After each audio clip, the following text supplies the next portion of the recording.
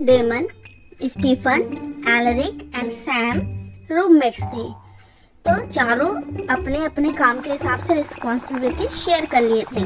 Daemon जो था वो अच्छा कुक था, इसलिए वो चारों के लिए खाना बनाता था। दूसरा था हमारा स्टीफन।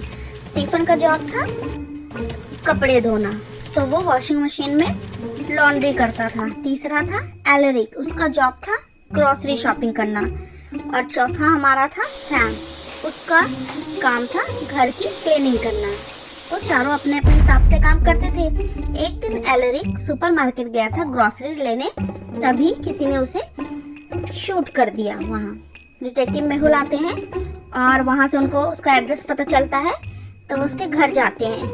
वहाँ पे उसके तीनों दोस्त मिलते हैं, तो वो उनसे पूछताछ करना शुरू करते हैं। तो सबसे पहले डेमन कहता है कि मैं खाना बनाने में बिजी था, मुझे कुछ नहीं पता। स्टीफन कहता है मैं तो लॉन्ड्री कर रहा था, मैं कुछ नहीं जानता। सैम कहता है पूरा घर बहुत ज़्यादा मैसी था, तो मैं क्लीनिंग करने में बहुत बिजी था और मुझे कुछ भी नहीं पता। तो तीनों के स्टेटमेंट सुनने के बाद क्या आप गेस कर सकते हो कि मर्डरर कौन है? सैम, डेमन या स्टीफन?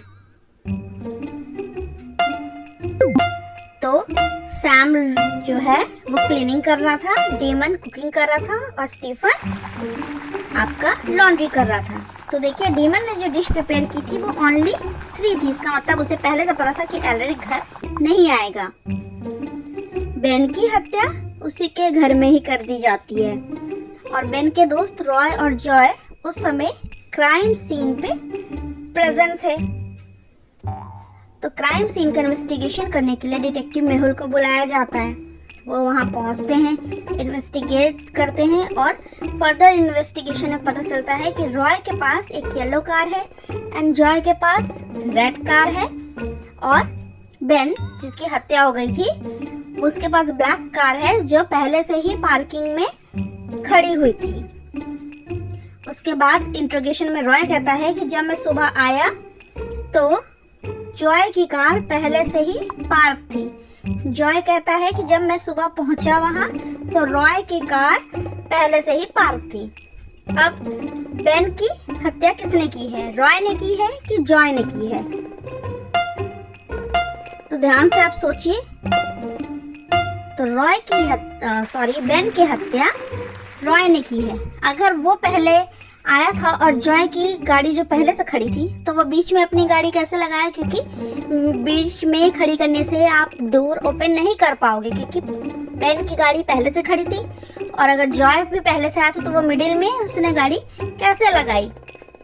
तो इसलिए वो ही झूठ बोल रहा था और उसने ही बेन की हत्या की थी। सुबह वो सबसे पहले पहुंचा था और जो रॉय है वही मर्डरर है और जॉय एकदम सही बोल रहा था कि खून रॉय नहीं किया है।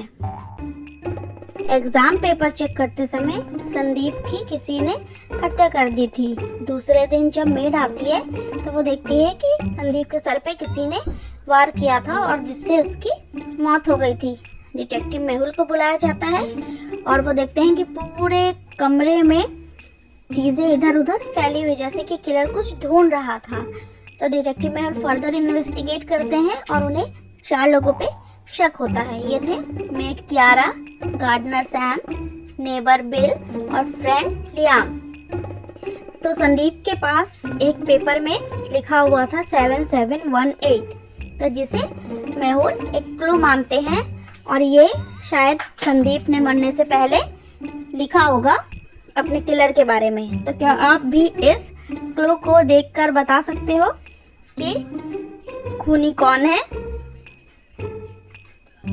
Maid Kiara, gardener Sam, neighbour Bill या फ्रेंड लियाम?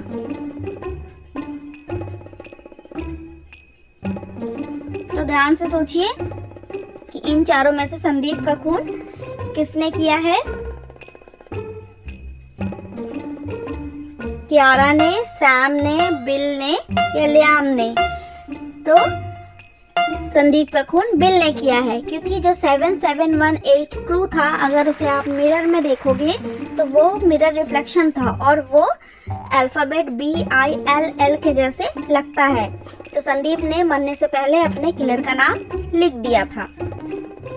रॉब जो एक बहुत ही फेमस गिटारिस्ट था, उसका पिछली रात को किसी ने खून कर दिया। रॉब बहुत ही ज़्यादा रूड और अपने फैन जो थे उसके लिए पागल, उनसे बिल्कुल नहीं मिलता था।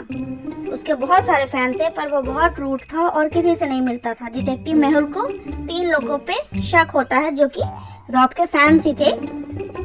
तो वो उनसे पूछताछ करते हैं।